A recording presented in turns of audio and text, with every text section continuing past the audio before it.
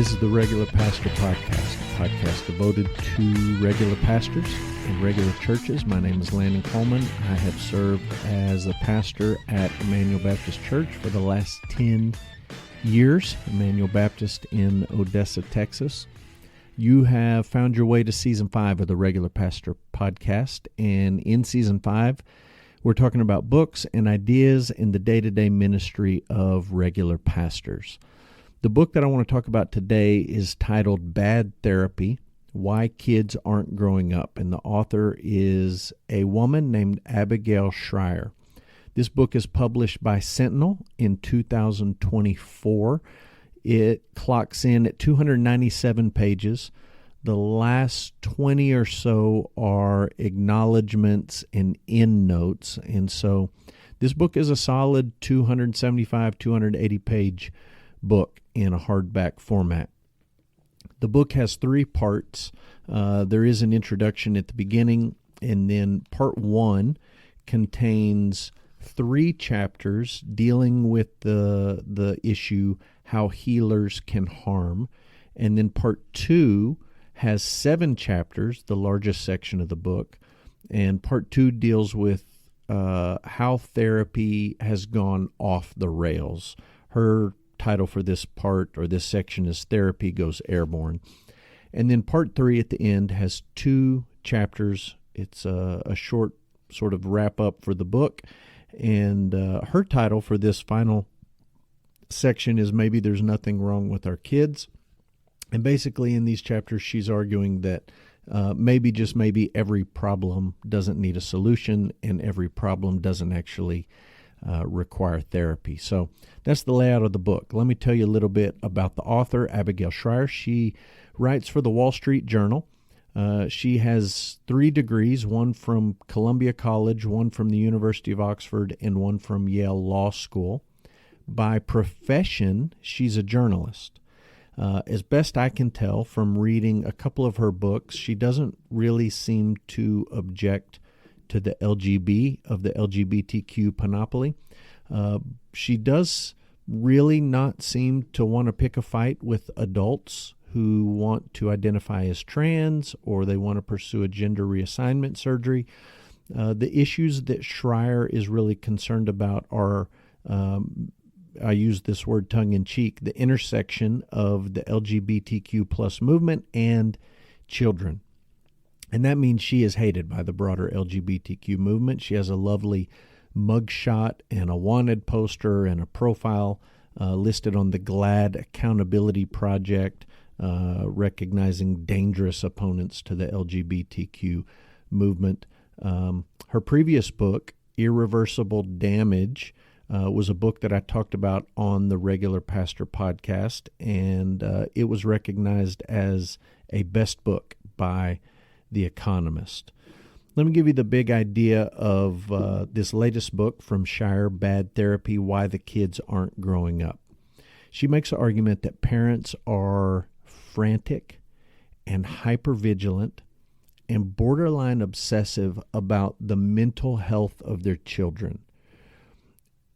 Combined with that reality, parents are increasingly allowing experts to evict parents from the room and the relationship, and therapists have taught parents that they, the therapists, the experts, need to step in and intervene, and that we, parents, need to engage in gentle parenting or therapeutic parenting. All of this is just sort of in the cultural air we breathe as a therapeutic society. Success in parenting, we're told, is now based on the happiness of your child at any given moment.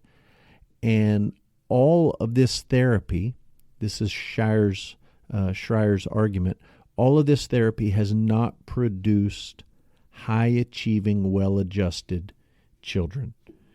Her observation, and it's backed up by the data, is that all of this therapy has produced lonely children, anxious children, depressed children, pessimistic children, helpless children, and fearful children. And you may say, that the therapy hasn't caused those things, and you could blame screens or any number of other realities. But her argument is that the therapy has contributed to these unfortunate realities, and even where it hasn't contributed or caused these negative things in our children, it hasn't fixed them. The therapists have instead created a growing and a permanent client pool. And we are now caught in this vicious feedback loop, and someone somehow needs to pull our children off of this feedback loop. So there's some really important ideas in this book just when it comes to parenting and counseling. One important idea is the word iatrogenesis. And the word means originating with the healer. And what Shrier is arguing when she talks about iatrogenesis is that those offering to help, those promising solutions, are actually the ones contributing to the hurt and the problem.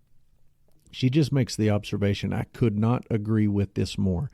She makes the observation that talk therapy is not good for everyone. I don't think that she is trying to ban it or say that it's never helpful, but she just says it's not good for everyone, and it's not good in every circumstance. Incessantly talking about everything that's wrong and the worst moments of your life and reliving terrible, horrific things that have happened to you is maybe, just maybe, not the best approach to recovery and healing and wholeness. On page 12, she makes the observation that wanting to help is actually not the same as helping. And therapists often don't recognize they're hurting or contributing to the problem because they themselves are the medicine. Here's a quote from page 12. The therapist often doesn't want to acknowledge that the medicine isn't working because she or he is the medicine. The admission is a little personal. So I think she has some helpful comments about iatrogenesis, things that might originate with the healer, the fact that those wanting to help or claiming to help are actually contributing to the problem, and in some instances causing the problem. Another helpful concept that she talks about in this book is what she would term trauma kings. And when she talks about trauma kings, this is what she's discussing in chapter 6. She's just trying to expose the lie that sounds very scientific, and you hear it all the time, that we literally carry trauma in our body in a physical sense. And she exposes the lie that we carry around the trauma of our ancestors. It's a very postmodern, intersectional, group identity type concept. She points out that when you go to typical talk therapy today, most talk therapists want to begin with a personal history.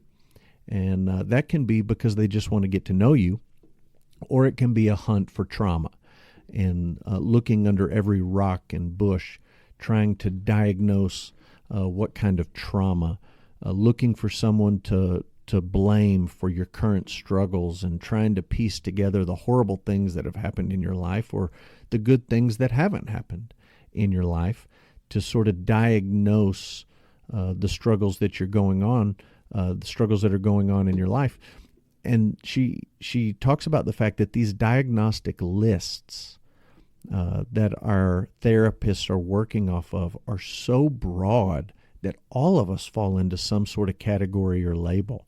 The therapist of today, the typical talk therapist, is not going to say you're fine, nothing detrimental has happened to you, and you're normal and you're good. You fall somewhere into a category, into a label, into a diagnosis, and this hunt for trauma and this need to diagnose and label every struggle that we have in life is not a healthy one. It's not a helpful one. The last thing I would point out, just one more helpful idea in the book, is what she calls therapeutic parenting or gentle parenting or affirmative parenting. And the argument of the book is basically that the experts have sold us all a bill of goods when it comes to gentle parenting and affirmative parenting and therapeutic parenting. Parents today too often are finding their own personal validation in the happiness and the success of their children, and that, Shrier rightly points out, is too great a burden for kids to bear. Children are not meant to carry around the validation and the sense of accomplishment of their parents. We are putting too great a weight on our kids. It's no wonder they're anxious and pessimistic and depressed and fearful. We're putting a burden on them that they are not strong enough to carry. And Shrier points out, when it comes to gentle parenting, kids intuitively know, they realize at a really young age that no one is in charge with this approach to parenting. And that's a terrifying thought for a child. No one's in charge. No one's in control. No one's an adult in the room. And every study shows that children thrive. They do best when there's structure and there's an appropriate amount of discipline, and that discipline is consistent. This gentle affirmative parenting style that has taken over our culture and that has been passed down from one generation to another, and that has been taught to us by the therapists and the experts, is just not working. We've been sold a bill of goods. Let me share with you my favorite quote from the book. It comes towards the end, the very end. She has critiqued therapy, talk therapy, and she has exposed gentle parenting, and she's giving a little bit of advice to parents. And she's pointing out that rather than constantly word vomiting all of our emotions and feelings and trauma, that learning to suppress things is actually a marker of success in life. And she talks about self-control and self-denial and delayed gratification. And she's not saying that you should never go to therapy, and she's not saying that adults can't be helped by a therapist, or even that children can't be helped by a therapist. She's just pointing out that suppression is actually a marker of success. It's a measure of self-discipline and self-control and self-denial. And too often today, she says that going to therapy is like learning to ski by focusing on the trees. And yes, you need to know the trees are there when you're skiing, and you need to know how to avoid them. But if all you ever do is focus on them, you're not actually free to ski. And if all you ever do is focus on trauma and labels and diagnoses, you're not free to live. And so here's some of the things that she says. This is towards the very end of the book, page 249 and 250. Claims from experts that they know, or more laughably, that they care, what's best for our kids with anything comparable to the degree that we do ought to be met with derision, contempt, the creeps. The experts are out there, minting young patients faster than anyone could possibly cure them. They watch a rising tide of adolescent suffering and present themselves as its solution. Most of them ought to be fired on the spot. Remove the spoons, the technology, the hovering, the monitoring, the constant doubt, the diagnosing of ordinary behaviors as pathological, the psychiatric medications you aren't convinced your child needs, the expert evaluations. Banish from their lives everyone with the tendency to treat your child as disordered. You don't need them. You never needed them. And your kids are almost certainly better off without them.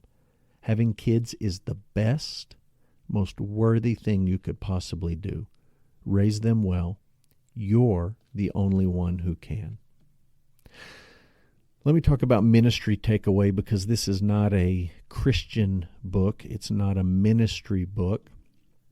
Regular pastors are called to lead and preach in the context of a local church. And the mission, the primary ministry of the local church, is worshiping God and making disciples. The challenge of making disciples is always colored by the culture that we live in. And so if you live in China or Africa or South America or Western Europe or the United States, you face different challenges because you live in different cultures. In the United States today, one of the cultural challenges that we face is our obsession with all things therapeutic. This increasing tendency to embrace affirming parenting, gentle parenting. And people, meaning Christians in our churches, need to see the folly of this kind of approach, and they need to hear a biblical call to parenthood. Parents need to be challenged to teach their children and to discipline their children and to set a godly example for their children and to make sure that their children are involved in the life of a local church. Now, my only critique of this book is that it's not a Christian approach to parenting. There's nothing here about teaching your children the gospel or disciplining them in a godly way or setting a Christ-like example for them to follow or taking your kids to church so that they are raised in a gospel environment. However, this book is very helpful on exposing some of the lies and the folly in our culture. It's good on the topics of discipline, and it's good on the topics of exposing the dangers of therapy for children. Again, not saying that children never need therapy, and not saying that adults can't benefit from therapy, but just saying that this growing tendency to turn our children over to the therapist because they're experts is not the wisest approach. This tendency to medicate the life out of our kids, to diagnose every behavior as some sort of pathological disorder in our kids, to make everything clinical and medical rather than to think in terms of wisdom and folly and sin and righteousness. It's just not a biblical approach. So, Shrier has not written a Christian book on parenting, but she has written a book that will be helpful to Christians who are parents. And she does present parenting as a beautiful, positive thing, as a good thing, and that's important in a culture where people increasingly see children as a burden and something to be avoided. If you look this book up on Goodreads, you will find it has a 4.13 rating. I think that's pretty low. I gave it a full 5 stars. I think it's extremely helpful. I think pastors who are making disciples and trying to help dads and moms navigate the path forward in a therapeutic culture would benefit from this book. And of course, I think parents would benefit from this book. In fact, I think all parents should read this book. That's the book, Bad Therapy by Abigail Shrier, Why the Kids Aren't Growing Up. Thanks for listening to this episode of the Regular Pastor Podcast. You can subscribe wherever you listen for weekly episodes. You can follow me online at regularpastor.com. You can find me on Goodreads by searching for Landon Coleman. You can see what I have been reading, and I would love to know what you have been reading. Maybe you have a book recommendation or a request for the podcast. I would love to receive it. You can send me an email at landon@emmanuelodessa.com. Until next week, this is the Regular Pastor, out.